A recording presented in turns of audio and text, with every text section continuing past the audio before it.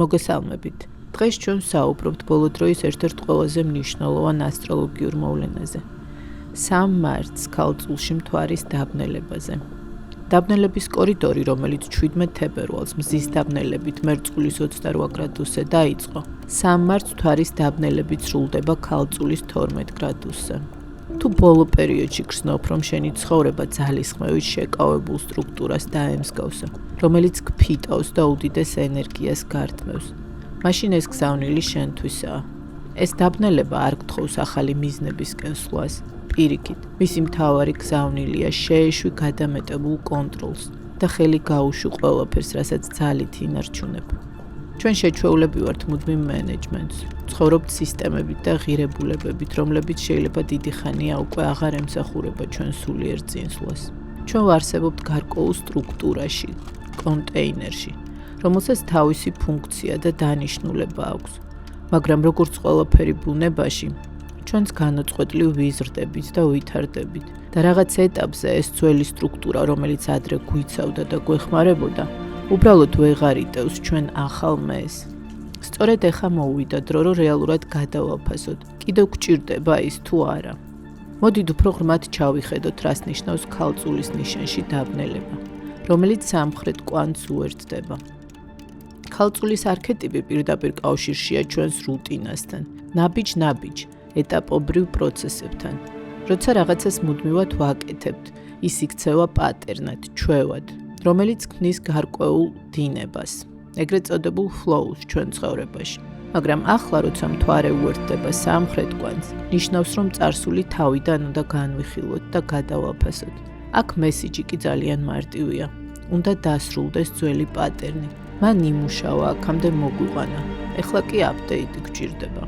თქვენ ალბათ თავადაც ამჩნევთ, რომ ბოლო 1 წლის განმავლობაში ის, რაც ადრე მარტივად შეუფერხებლად მუშაობდა, ახლა აღარ მუშაობს. თითქოს ნაკადი შეწყდა. ეს იმიტომ ხდება, რომ ძველი პატერნები აღარ შეესაბამება იმ მომავალს, რომლისკენაც მივდივართ. დაბნელება უბრალოდ გვაჩვენებს, თუ რა გვქაჩავს უკან და რისი გაშვების დრო მოვიდა.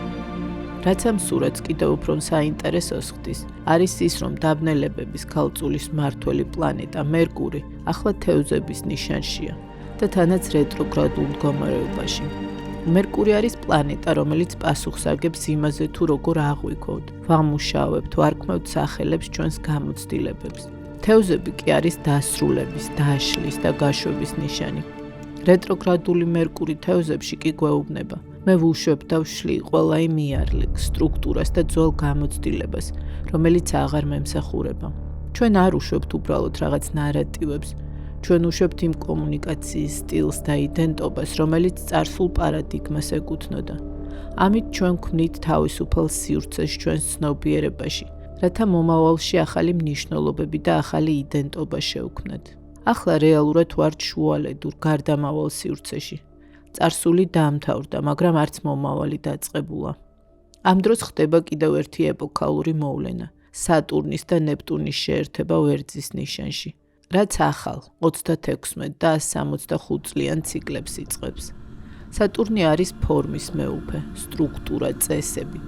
ნეპტუნი კი არის უხილავი მითი, ის კოლექტიური შეთანხმება, რომლისაც ყველას გვჯერა. მაგალითად ისეთი მითი, როგორიც არის პატიოსანი შრომით ფულს ვერ იშოვი, ან კაცი პოლიგამიური არსებაა. ახლა ეს ძველი სტრუქტურები და მითები ინგრევა და იშლება. ჩვენ ვართ ლიმინალურ, გარდამავალ სივრცეში, სადაც ახალი კოლექტიური შეთანხმებები უნდა ჩამოყალიბდეს. პირად დონეზე ეს ნიშნავს ჩვენი შინაგანი სტრუქტურების, ჩვენი მოლოდინებისა და ზრდის პატერნების სრულ გადაწყობას. განსაკუთრებით საინტერესოა ვენერას პოზიცია ამ ყველაფერში. წლების განმავლობაში ჩვენს პიროვნულ ღირებულებას ვზომავდით იმით, თუ რამდენს ვაკეთებთ და რამდენად კარგად ვაკონტროლებდით სიტუაციას. ეს საზომი ახლა ვადაგასულია. მომავალი პარადიგმა სულ სხვა კრიტერიუმებით შეაფასებს წარმატებას და ღირებულებას. გარე სამყაროს სტანდარტების ნაცვლად, ახალი პარადიგმის მთავარი ფასეულობა აუთენტურობა და საკუთარ თავთან ნამდვილი კავშირი იქნება. დროა საკუთარი რესურსები ამ ახალი სტრუქტურისკენ მივმართოთ. მინდა კარგად გავიაზროთ ის, რასაც თევზებში პლანეტების სტელიუმი გვეუბნება. რომ ახლა განვითარება და ზრდა არ ნიშნავს საქმეში მეტი ძალისხმევის ჩადებას. ამ ეტაპზე ჩვენი ზრდა უბრალოდ შეჩერება და აწყო მომენტში სრულად გაცნობიერებული ყოფნა. მიეცი უფლება მოვლენებს, რომ უბრალოდ დაიშალოს. ნუ ეცდები ყველაფრის შეწებებას. თევზებს არ აქვთ სტრატეგია. უბრალოდ იყავი ამ დასრულების პროცესთან ერთად. იუპიტერი, რომელიც კირჩხიბში რეტროგრადულია, დაგეხმარება იგრძნო განსხვავება ძველსა და ახალს შორის და გააცნობიერო, რომ რატომ ამოწურა ძველმა ჩვევებმა თავისი თავი. წინ 6 თვიანი გარდამავალი პერიოდი გველის, სადაც შეიძლება ხანდახან დაბნეულობაც ვიგრძნოთ, მაგრამ ენდე ამ პროცესს. და ბოლოს, მინდა დაგიტოვოს 3 ძალიან მნიშვნელოვანი კითხვა რეფლექსიისთვის, რომლებზეც ფიქრი ამ დღეებში დაგეხმარება.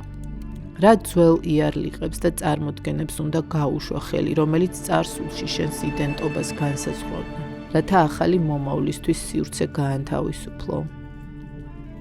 ცხოვრების რომელ სფეროში გჭირდება ახლა უბრალოდ გაჩერება და მიმღებლობა, ნაცვლად იმისა, რომ ახალი სტრატეგიები დაგეგმო. რომელმა ძველმა ჩვევამ ამ პატერმა შეასრულა თავისი მისია შენს ცხოვრებაში, რომლის გაშვების დროა ახლა, რადგან ის აღარ ერგება შენს მომავალს. იფიქრე ამაზე, მიეცი ძველს წასვლის საშუალება, რათა ადგილი ახალი ენერგიებისთვის განთავისუფლდეს. მადლობა, რომ დღეს ჩემთან იყავე. მომავალ შეხვედრამდე.